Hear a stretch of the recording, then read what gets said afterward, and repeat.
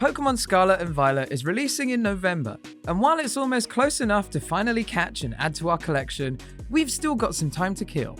So let's take a look at why it's such an exciting game, and I'm not just talking about Lechonk here. Aw, look at him, who's a good piggy. Anyways, there's more to Scarlet and Violet than just the best piggo ever. There's a doggo too, and also things like 4-player multiplayer, a fully open world set in a new region that might just be based on Spain, and plenty more. So to tide you over until it's time to pick between Scarlet or Violet, here are 13 things you need to know. Pokemon Sword and Shield gave us the chance to run around certain wild areas, which was then expanded upon in Pokemon Legends Arceus. That gave us several big open areas across a world map to explore, but it still wasn't truly open world. In a Pokemon First, Pokemon Scarlet and Violet is set to take this a step further with an open world featuring towns that blend seamlessly into the wilderness with no borders. We'll be able to see Pokemon out in the wild with the freedom to explore this new region in the skies, seas, streets, forests, and whatever else there is to come. If you've played a mainline Pokemon game before, you're probably used to their structure. A kid leaves their home with a starter Pokemon, travels the region one area at a time, battling gym leaders and collecting badges as they go. But that's all set to change in Pokemon Scarlet and Violet, with the games ditching linear storytelling altogether. There will be in fact 3 paths to play through. Victory Road is the name of the first one, and is the core be the best like there never was narrative, where you battle the 8 gym leaders to inevitably face the Elite Four, but it's no longer bound by specific gym leader or badge order. Instead, you'll be able to tackle the gyms in any order you like. The Path of Legends is next, where upperclassman Arven joins you to search for ingredients called Herba Mystica, where you'll have to defeat the Titan Pokemon in order to get them. And finally, Starfall Street involves the aforementioned Team Star, where you'll put a stop to their deviant ways. Pokemon Scarlet and Violet will allow for up to 4 players to explore the world together, along with returning features such as trading and battling against your pals. We got a little taste of this in Pokemon Sword and Shield, where you can wander around the wild areas, but being able to fully explore the world of Scarlet and Violet with a few fellow trainers certainly sounds magical. Different versions of each game are another returning tradition for the series, and historically, they will offer different Pokemon and Legendaries. Alongside revealing the 2 legendary Pokemon, Koraidon and Miraidon, that will be in either version, and we'll talk about those later, Game Freak has also confirmed some other differences between Scarlet and Violet. For starters, your player character will be sporting different outfits depending on the version you choose, and then you'll meet one of 2 new professors. Choose Pokemon Scarlet and you'll meet Professor Sada, while if you pick up Pokemon Violet instead, you'll encounter Professor Turo. Apart from legendary Pokemon, there are also 2 more mysterious version exclusive Pokemon.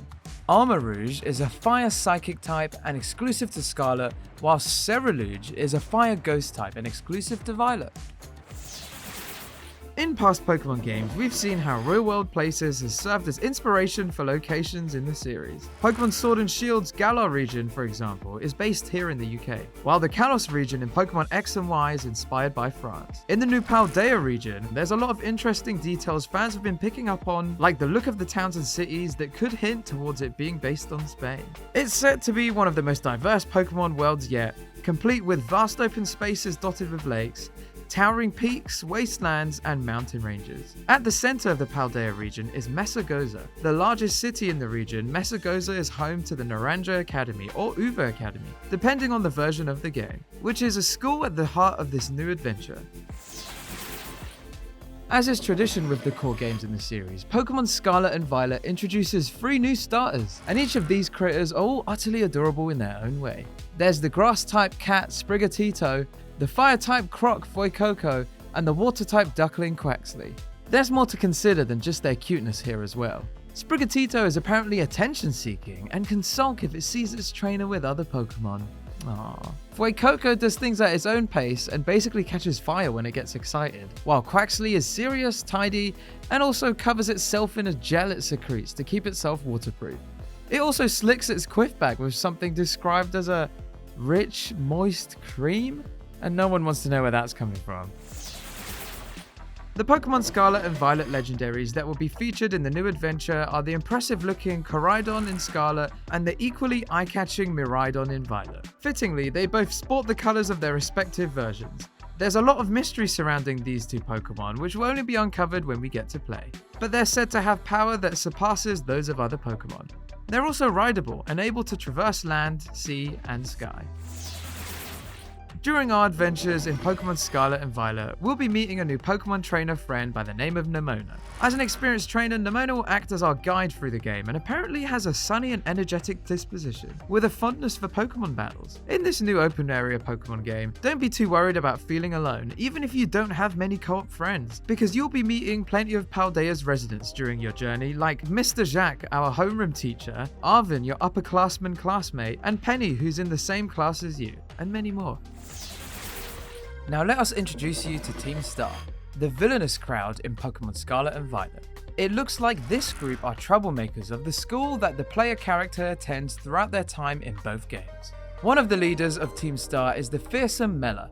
We can see this newcomer riding on top of a fearsome truck in a new trailer, just like something out of a Mad Max movie. Fortunately, we're not here to fight Mela's truck, just Mela herself and the Pokemon she sends out. A key new feature in Pokemon Scarlet and Violet will see its local Pokemon shine and glimmer like gems. This occurs when a Pokemon Terrestrializes, which causes a Terra Jewel to appear above the pocket monster's head like a crown, and the creature's body to glisten like a cut gemstone.